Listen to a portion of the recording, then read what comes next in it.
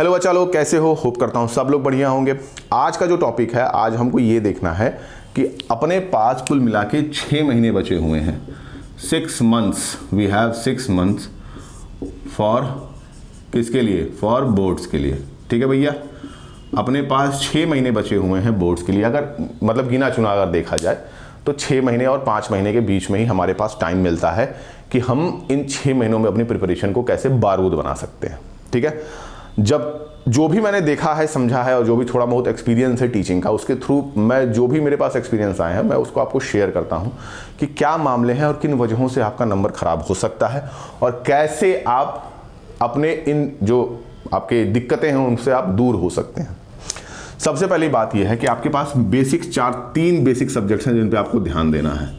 Accounts हो गया, business हो गया और आपके पास इको हो गया।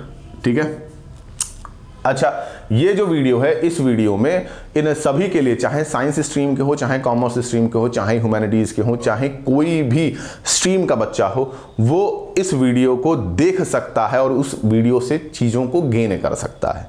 ठीक है भैया, तो ये नहीं कि अकाउंट्स के अगर हम कॉमर्स पढ़ा रहे हैं तो रजा हमको कुछ नहीं पता है। ठीक है, पता है, काम भर तो पता है हमको भी कि कैसे आप गेन कर सकते हैं। देखो, बेसिक 3 सब्जेक्ट्स पे ही ध्यान देना है, चाहे कॉमर्स के बच्चे रहे हों, चाहे साइंस के बच्चे रहे हों।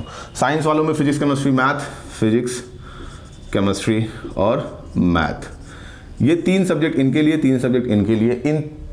अब कैसे आप डिफरेंशिएट कर सकते हैं? 3 बेसिक सब्जेक्ट्स हैं जिन पे आपको ध्यान देना है सबसे ज़्यादा। इसके अलावा जो बाकी एक अंग्रेजी हो गया, मतलब इंग्लिश, और उसके साथ जो आपने ऑप्शनल लिया होगा, तो ओवरऑल 5 सब्जेक्ट्स हैं जिन पे आपको कंसंट्रेट करना है। अच्छा, आप कैसे इन 6 महीनों में इनकी टोटल प्रिपरेशन कर सकते हैं? सबसे पहले आपको ध्यान ये उठाना है कि जो भी आपके न्यूमेरिकल सब्जेक्ट्स हैं, जो भी आपके क्या हैं न्यूमेरिकल सब्जेक्ट हैं, उन पे रोज करीबन ना करीबन आपको 2 से 3 घंटे, आपको डेली 3 घंटे, 2 से 3 घंटे डेली आपका काम होना चाहिए उस पे देने का। ठीक है, क्योंकि न्यूमेरिकल सब्जेक्ट में ओवरऑल किसकी जरूरत पड़ती है? प्रैक्टिस की जरूरत पड़ती है। किसकी जरूरत पड़ती है? प्रैक्टिस की जरूरत पड़ती है। ठीक है, तो आपके पास हफ्ते में कितने हैं? 7 दिन। यू हैव 7 डेज, 7 दिन पड़े हुए हैं आपके पास पूरे हफ्ते में। ठीक, 7 दिन में 6 दिन आप क्या करेंगे? 6 डेज आप अपने सब्जेक्ट्स की प्रिपरेशंस करेंगे। क्या करेंगे भैया? सब्जेक्ट की प्रिपरेशंस करेंगे। और जो बता एक दिन, इस एक दिन में आप क्या करेंगे? रिवीजन करेंगे। जो संडे का दिन होगा आपका, वो आपका रिवीजन डे होगा। उस दिन आप जो भी एक हफ्ते में पूरा पढ़े हुए हैं उसको रिवाइज करना चालू करिए। ठीक है भैया, एक पहली बात ये कि जो भी आपके थ्योरेटिकल सब्जेक्ट हैं, बट अगर कॉमर्स की अगर मैं बात करूं तो कॉमर्स में 2 बेसिक ऐसे सब्जेक्ट हैं जो थ्योरी से रिलेट करते हैं। इकोनॉमिक्स हो गया, बिजनेस हो गया। और अगर हम किसकी बात करते हैं, पीसीएम की बात करें या पीसीबी की बात करें, तो भाई इसमें तो मुझे लगता है कि तीनों सब्जेक्ट्स जो है वो न्यूमेरिकल बेस में आते हैं। तो जो साइंस स्ट्रीम के बच्चे हैं उनको थोड़ा सा ज़्यादा टाइम देना है किस अपने सब्जेक्ट को गेन करने के लिए। तो रेगुलर आपको करीबन ना करीबन 2 से 3 घंटे हर सब्जेक्ट्स को देने हैं, चाहे कुछ भी हो जाए, क्योंकि प्रिपरेशन ऐसे ही होती है। बोर्ड में सीबीएसई पेपर्स को इस हिसाब से तैयार करता है कि हाँ चलो ठीक है, वो बेसिक इस हिसाब से तैयार करता है कि एवरेजली हर बच्चा पास हो जाए। तो पेपर उतना टफ तो आना नहीं है, चाहे हर साल की बात करें। हाँ, कभी कभार कोई नशेड़ी बन के पेपर बना देता है तो उसकी बात ही अलग है। अगर किस्मतें खराब रहेगी तो उड़ता हुआ तीर ले लोगे। बट यहां पे ये मामला नहीं है। यहां पे मामला ये है कि CBSE most of the time paper इस हिसाब से तैयार करता है कि आपके पास सफिशिएंट टाइम होता है उस पेपर को करने का और सफिशिएंट स्ट्रैटेजी होती है उसको तैयार करने की। ठीक है, बेसिक अगर मैं बात करूं तो 3 से 4 महीने के अंदर पूरा का पूरा पेपर तैयार कर सकते हैं अगर आप बारूद बन के पढ़ें तब। अगर आपको नॉर्मल पढ़ाई करनी है तो ये 6 महीने भी आपके लिए सफिशिएंट है। इन 6 महीनों में भी आप अपनी पूरी की पूरी तैयारी को कंप्लीट कर सकते हैं। ठीक है भैया, तो कहने का मतलब क्या है कि शुरुआत आपको किससे करनी है? शुरुआत आपको अपने न्यूमेरिकल सब्जेक्ट्स पे सबसे पहले ध्यान देना है, क्योंकि न्यूमेरिकल सब्जेक्ट्स जो भी होते हैं ये प्रैक्टिस मांगते हैं। क्या मांगते हैं? प्रैक्टिस मांगते हैं। ये नहीं कि 2 महीना पहले पेपर उठाए और अपना सोचे कि आज एकदम बना देंगे, सारा क्वेश्चन बन जाएगा। जब 2 महीना पहले तुम न्यूमेरिकल सब्जेक्ट उठाओगे ना, तो इतना ज़्यादा नर्वसनेस तुम्हारे अंदर आ जाएगी कि आता हुआ क्वेश्चंस भी नहीं कर पाओगे। और वो नर्वसनेस किस थ्रू जाती है? वो जाती है प्रैक्टिस के थ्रू। पहली बात। दूसरी बात ये हो गया कि जो भी आपके थ्योरेटिकल सब्जेक्ट हैं इनको आप थॉरो रीडिंग करिए। थॉरो रीडिंग का मतलब क्या हो गया? कि जब पहली बार आप रीडिंग करेंगे तो आपको समझ में थोड़ा बहुत आएगा, फिर जब दोबारा रीडिंग करेंगे तो थोड़ा सा और ज़्यादा आएगा, और जब तिबारा रीडिंग करेंगे मतलब तीसरी बार जब उसकी रीडिंग करेंगे तो थोड़ा सा और ज़्यादा हो जाएगा। तो किसी भी बेसिक सब्जेक्ट को प्रिपेयर करने के लिए हमको 3 बार का तो रिवीजन नेसेसरी है, ये बात याद रखिएगा। 3 बार का रिवीजन एकदम नेसेसरी है, चाहे कुछ भी हो जाए 3 बार तो रिवीजन होना ही चाहिए, चाहे न्यूमेरिकल सब्जेक्ट रहा हो चाहे थ्योरेटिकल सब्जेक्ट रहा हो। तो न्यूमेरिकल थ्योरी दोनों को ही, इन दोनों ही सब्जेक्ट्स को आपको कम से कम 3 बार रिवाइज करना होगा। इसलिए मैं बोल रहा हूं कि आप न्यूमेरिकल सब्जेक्ट्स पे प्रैक्टिस को अभी से ही ले आना चालू करिए। इसकी वजह से ये हो जाएगा कि मोर एंड मोर जितना भी आप प्रैक्टिस करते जाएंगे, क्वेश्चंस की वैरायटी उतनी ही आपको समझ में आएगी, और हर बार जब आप प्रैक्टिस करेंगे, हर बार जब क्वेश्चंस लगाएंगे तो करने का नया तरीका आपको पता चलेगा। ठीक है भैया, बात समझ में आ रही है? तो यहां पे ये मामला हमको देखने को मिलता है कि आपको 2 से 3 घंटे आपको अपने न्यूमेरिकल सब्जेक्ट्स पे देने हैं, उसके बाद से 3 बार का बेसिक रिवीजन होना चाहिए। उसके बाद आप क्या करिए, इसके साथ नोट्स भी प्रिपेयर करते जाइए। आप एनसीईआरटी पढ़ रहे हो तो एनसीईआरटी को एक बार नोट बना लिया, एनसीईआरटी का नोट्स बनाना चालू करिए। हाँ, उसके बाद से देखो, जो तुम्हारी साइड बुक्स हैं, इनको सबसे पहले खत्म करिए, सबसे पहले कंप्लीट करिए। साइड बुक्स को सबसे पहले कंप्लीट करिए। जब आप साइड बुक को कंप्लीट कर लेंगे तो सीबीएसई का एक, अगर हम देखें तो सीबीएसई एनसीईआरटी ही कहती है आपको पढ़ने के लिए। जब आप साइड बुक कंप्लीट कर लेंगे, इसके बाद आप किस पे जाएंगे? सीधे एनसीईआरटी पे जाएंगे, सीधे एनसीईआरटी पे। एनसीईआरटी से बढ़िया कोई ना बुक बनी है ना कोई बढ़िया बुक बनेगी, तो आपको एनसीईआरटी ही पढ़ना है, एनसीईआरटी पे ही आपका फोकस होना चाहिए। ठीक, तो साइड बुक आप पहले कंप्लीट करिए। साइड बुक कंप्लीट करने के बाद आप एनसीईआरटी पे जाइए, एनसीईआरटी को पूरी तरीके से कंप्लीट करिए। बेसिक रिवीजन आपका एनसीईआरटी कंप्लीट होना चाहिए विदाउट एनी डाउट। 70 से 80% क्वेश्चंस आपको एनसीईआरटी से ही मिलेंगे और कहीं से मिलेंगे ही मिलेंगे नहीं। बात समझ में आ रही है कि नहीं समझ में आ रही है? तो अब आपको क्या करना है, अब ये बेसिक स्ट्रैटेजी आपको समझ में आ गई कि आपको क्या करना है। आपको 2 से 3 घंटे देने हैं न्यूमेरिकल सब्जेक्ट पे।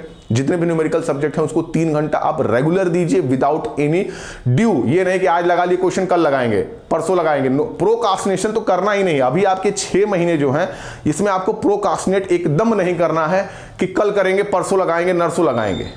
फिर वही होगा कि 2 महीना पहले एग्जाम होगा और 2 महीना पहले तैयारी, किताब खोले और समझे में नहीं आ रहा है, किताब खोले एकदम बारूद बना हुआ है, अरे तो सब तो ऊपर से निकल रहा है, दरअसल सफारी बन गए। बात समझ में आ रही है? तो ये काम बिल्कुल आपको नहीं करना है। दूसरा, प्रिपरेशन अभी से उठाइए। अच्छा, जितना लेट होता जाएगा उतना ही बर्डन, उतना ही वो पाइल अप होता जाएगा, कंपाउंडिंग लगने लगेगा, क्योंकि बात कम टाइम में ज्यादा पढ़ना है, और जब कम टाइम में ज्यादा पढ़ना होता है तो फिर आप भी जानते हो और हम भी जानते हैं कि कुछ होने वाला नहीं है, खाली उस मार्क तक रहोगे जिस मार्क तक तुम्हारा नंबर पास हो जाए। बात समझ में आ रही है? तो आपको इस हिसाब से प्रिपरेशन करनी है। 2 से 3 घंटे आपको न्यूमेरिकल सब्जेक्ट्स पे देने हैं।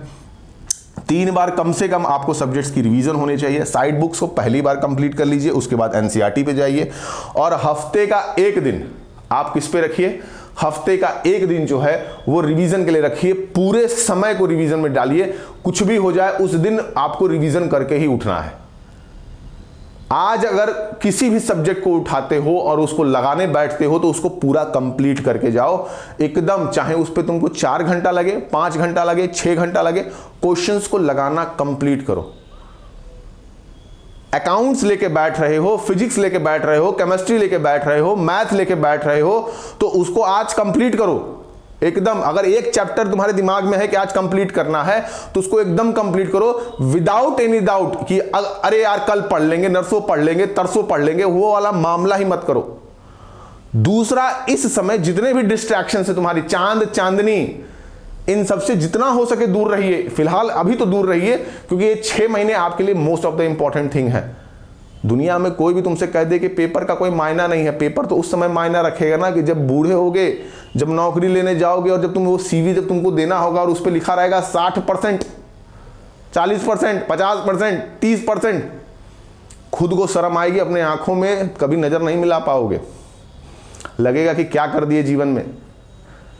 तो भैया यही है कि आप क्या करिए कि आप अभी से अपनी किताबों में लग जाइए और जितना हो सके जितना हो सके रिवीजन पे ध्यान दीजिए। देखो बेटा, कोई भी स्ट्रैटेजी नहीं होती है किसी भी, देखो बेसिक यही है, कोई स्ट्रैटेजी नहीं होती है। जीवन जीना है तुमको, पढ़ाई तुमको करनी है, तुम्हारी खुद की एक स्ट्रैटेजी होनी चाहिए कि हम बाप स्ट्रेटजी बना दिए, हम ये स्ट्रेटजी बना दिए, कुछ नहीं। बेसिक बेटा, एक सीधी बात आपसे कहूंगा कि सबकी लाइफ की कंडीशनिंग अलग होती है, सबके लाइफ के प्रोस्पेक्टिव अलग होते हैं, सबकी लाइफ की प्रायोरिटीज अलग होती हैं। यहाँ कितने बच्चे होंगे जो पढ़ने में दिक्कत करते होंगे, जिनके पास पैसे नहीं होंगे, किताबें नहीं होंगी, कितने ऐसे बच्चे होंगे कि जो हजारों किताब रखे होंगे बट उसको कभी खोल के नहीं देखते होंगे।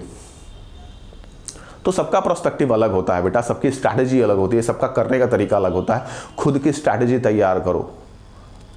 हम टीचर्स बस ये कर सकते हैं कि एक बेसिक आपको चीज़ें बता सकते हैं कि हाँ भाई ऐसे करना है, बाकी तैयारी तो आपको खुद करनी है ना। मैं किताबें घोल के या कोई घोल के किसी को पिला नहीं सकता है कि यार यही पढ़ लो, वो पढ़ लो, इसके पढ़ने से वो हो जाएगा, उसके पढ़ने से वो हो जाएगा। कोई भी तरीका नहीं होता है।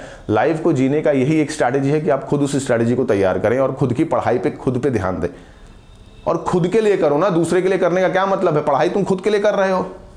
माँ बाप अगर पैसा खर्च कर रहे हैं तुम्हारे ऊपर तो इसका मतलब यह है कि वो खुद के लिए है। ठीक है भैया? तो यही है आपकी स्ट्रैटेजी कि आपको क्या करना है कि आपको अपनी किताबों को उठाना है, उन पे लग जाना है।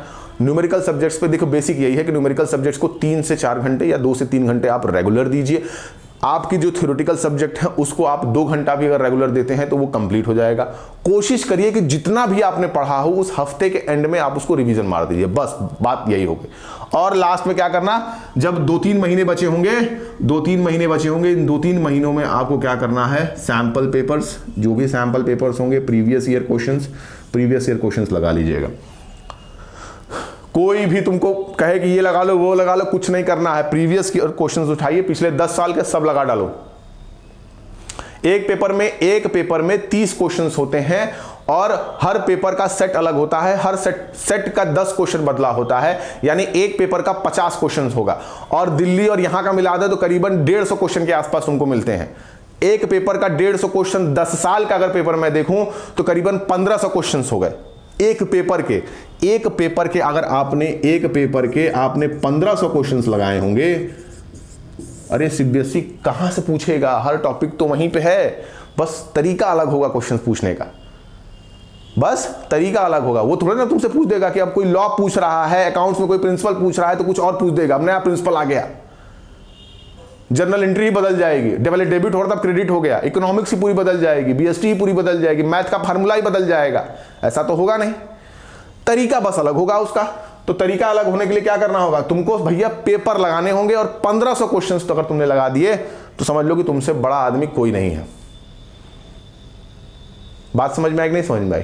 तो भैया कोशिश करिए और ये हमेशा अपने दिमाग में बैठा लेना बेटा, जितना भी घंटा पढ़ो ये हमेशा याद रखना कि तुमसे 10 मिनट ज़्यादा कोई ना कोई पढ़ रहा है, किताबें खोल के चल रहा है, उसकी ज़िंदगी की महत्वता अलग है।